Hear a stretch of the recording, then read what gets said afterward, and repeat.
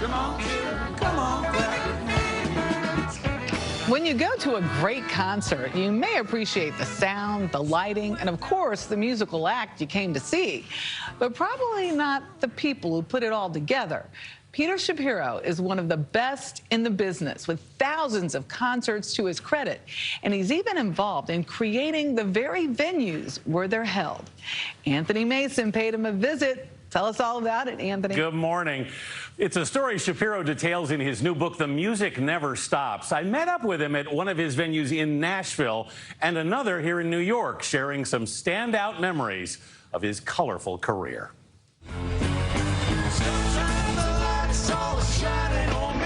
At the end of the first set of the Grateful Dead's Fare Thee Well concerts in 2015, Peter Shapiro noticed a murmur in the crowd. And all of a sudden, this rainbow came out.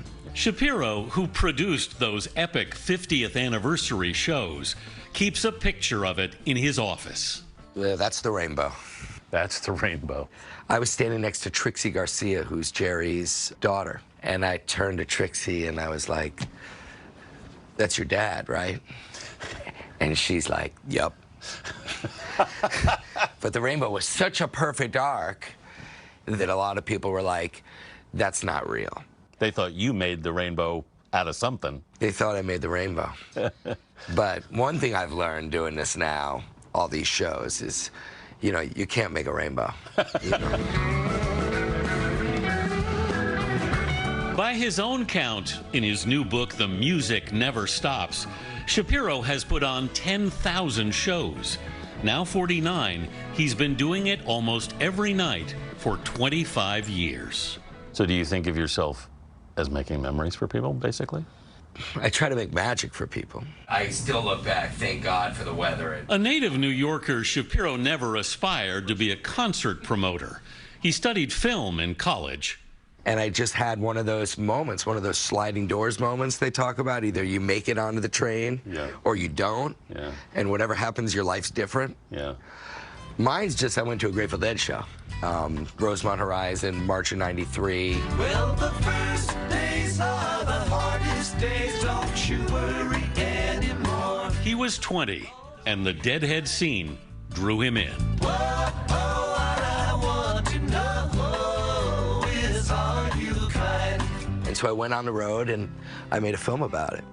By the way, I couldn't get any members of the Dead in my film, Right, which is ironic. Yeah, that's so funny. That show was just so spiritual for me, that first show in Kentucky, man. The film, And Miles to Go Before I Sleep, was seen by the owner of a New York jam band club called Wetlands Preserve. That film is why he really gave me Wetlands. You're 24 years old when Yeah. you take over Wetlands. Yeah. What did you know about running a club? I didn't know anything about running a club. One of his first bookings was Marty Ballin, co-founder of the Jefferson Airplane. I lost $10,000 on the first night. I was like, this is a problem. You know, that's a good way to grow up. Shapiro would take another risk when he opened the Brooklyn Bowl in 2009.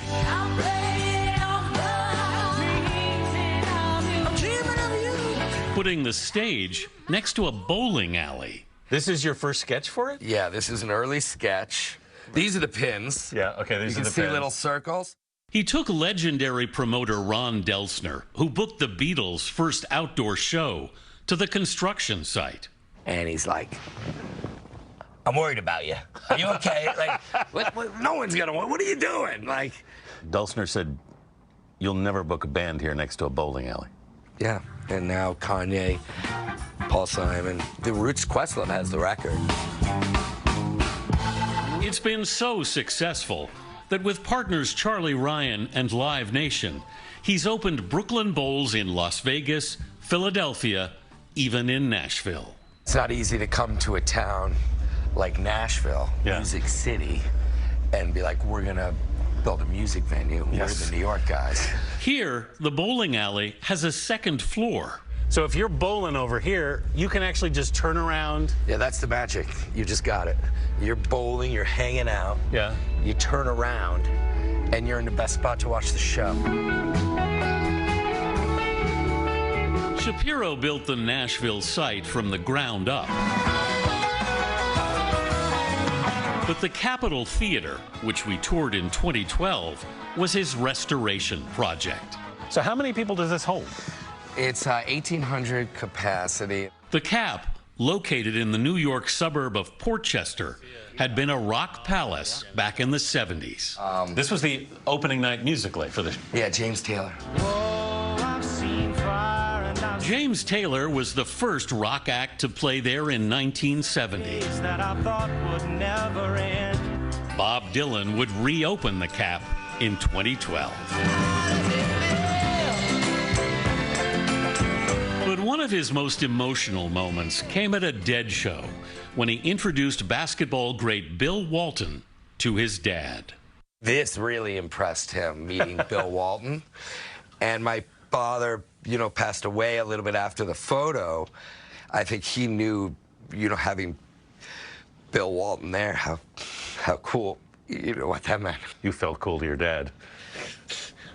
Yeah, feels good. Yeah. That was a good moment.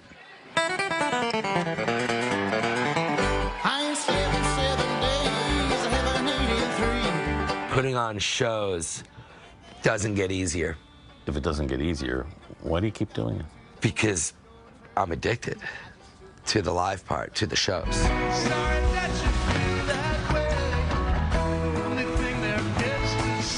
The rainbow photo from the Grateful Dead gig is his inspiration. I keep it here when things go wrong. I just look over to that and I'll be like, okay, I'll be okay. But no matter what happens, that'll be the greatest moments of my life.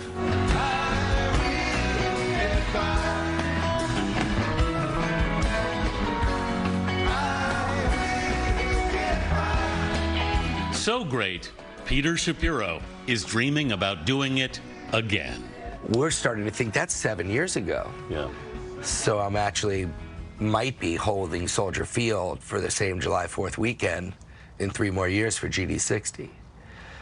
Just in case. Just in case. Just in case. Deadhead fans now are going crazy hoping this will happen. I'm not sure all the Dead members have signed on, but he's got the space.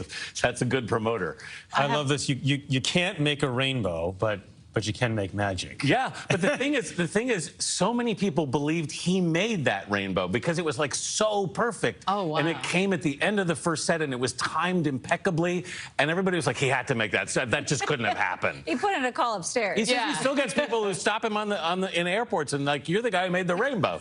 I have to tell you, I'm wondering, where did he get the bowling alley idea? Because there's a famous bowling New alley. Orleans, yes. Rock and bowl. And he gives full credit to New Orleans. That was the original inspiration. He said, I'm not taking it to New Orleans because they've got one there already. But that's where it came from. But still, it was a wild idea.